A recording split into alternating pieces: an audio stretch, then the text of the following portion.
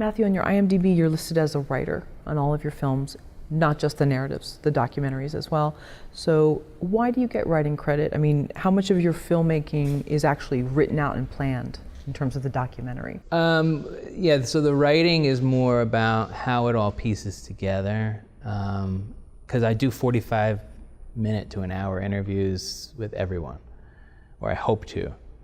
And then when you're choosing the lines that you're gonna use with the people, just that whole puzzle that you're putting together and the story you're telling with all the different pieces that are coming together. I mean, you can create a story from a series of interviews that the people who are contributing the line didn't think they were gonna be part of, but it all becomes a totally different thing when you're in the editing room.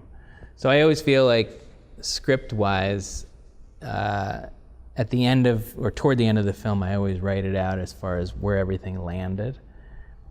And then you have a real script on how this whole thing transpired. So I feel like I take a writing credit on those things because it's a true writing exercise and a true, figuring out of how you're gonna put it together. Because the story is not something that is easily told, especially when you have 100 or 150 interviews. You're literally like, okay, how am I pulling this all together? How am I weaving this? So it's not just each individual story, it's transitioning to. And Steven Soderbergh, who I interviewed one time, he said, filmmaking to him is the most important thing is transition. And he says, when you're filming a scene, how you're getting to the next scene is the key.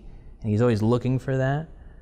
And I learned that when you do a documentary too, the line that you need going to the next part, you're not thinking about it in the interview, but you're thinking about it in the editing room. So you need all those moments of departure or getting you to the next place. And I feel like that's the real writing challenge is, okay, we just told that great thing about Bobby Short, but how are we getting it back to the present day? Or, we talked about Bemelman's bar, and we're immersed in this bar right now, but how are we going back up to the Royal Suite to talk about that? So it's like really figuring out the departure points. And I don't know, I don't know if a lot of documentarians take writing credits, but I like to because it's, I feel like, 3/4 of my time is writing it out and saying, okay, all these people have these lines, how am I gonna, take it to the next level in a sense and get to that 90-minute mark of here's the story and this is how it was told with these people, these lines, etc. So I feel like the writing is valid at that point. When you began shooting, did the film then take a different ending? I've heard from other documentary filmmakers that, they set out with one story and then something happened in the course of the filming in that sort of environment that drastically changed the end of the movie.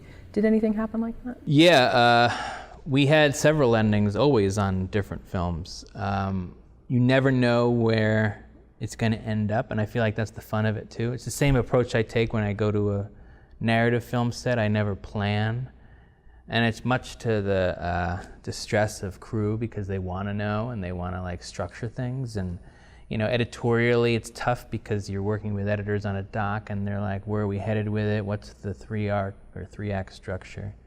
And I don't know. I like to do things kind of off the cuff in an interview as much as I like to do it in the editing room. So I think this film went through at least 50 or 75 cuts of what is the ending? Because you can end it on the royals actually arriving or leaving. You can end it on, some of the Bobby Short passing away. But it's also do you want to end on a down note or an upbeat note? Do you want to end on an emotional note? A laugh, something about the legacy or the history or about the future. So it was all those things kind of wrestling together to figure out what's going to happen with this film. And again, I love not knowing. I like very much, oh, we just had that great interview, let's insert this line here. But then that line here makes all these things change.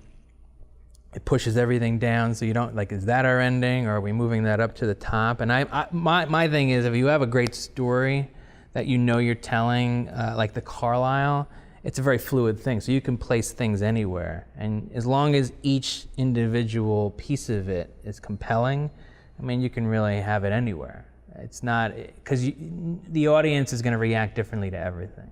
So an ending to certain audience members is a beginning to others, in a sense. You know what I'm saying? It's really not like writing a feature script where you have to have that strict or a little more strict, guiding principle of what's first, what's second, what's third, as far as the 3-act. With a documentary, I feel like there's a randomness to it. And it worked, I think, for this one and the past ones I've done.